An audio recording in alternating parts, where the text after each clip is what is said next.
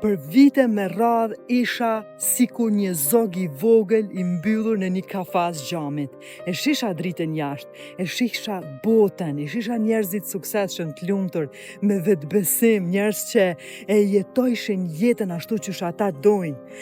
Unë nisha për drejt asoj drite, u përplasha jo me xhamin.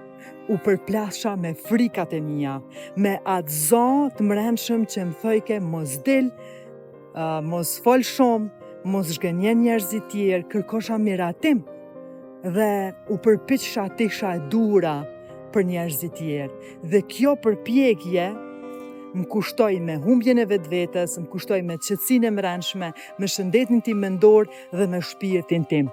Po sot e kuptoj, nuk kisha nevojë për një qelës për me hap kafazin. Duhej vetëm guximi për me thy xhamin dhe për me qenë unë, pa kërku leje, pa kërku dur trokitje. Ja, shka ndodh kur e zgjedh veten edhe lirin tone të mrenshme. Në një kërkimi i miratimit ndez alarmin e trunit, sa herë që ti ki munu për me i knaq krejt, truni yt aktivizon amigdalen, qendrën e frikës. Futesh në mbijetes, fillon të mendosh tepër, të kesh overthinking, dyshosh te vetja jote, ta zvoglosh veten, për mu bo e pranushme të tjertë dhe fuqia jote mbetet e bllokume.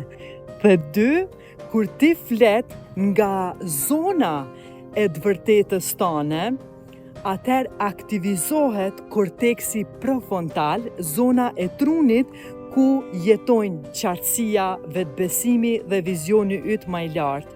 Aty fillon rritja reale e jotja.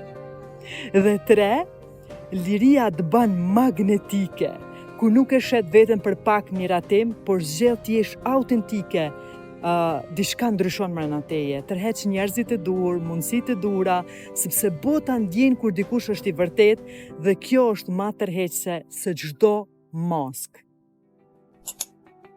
Qindra njerëz kanë nisur rrugtimin e tyre, dikur. Ndryshimi yt fillon me një vendim. Na shkruaj tani dhe bëu pjesë e Akademisë për Transformim.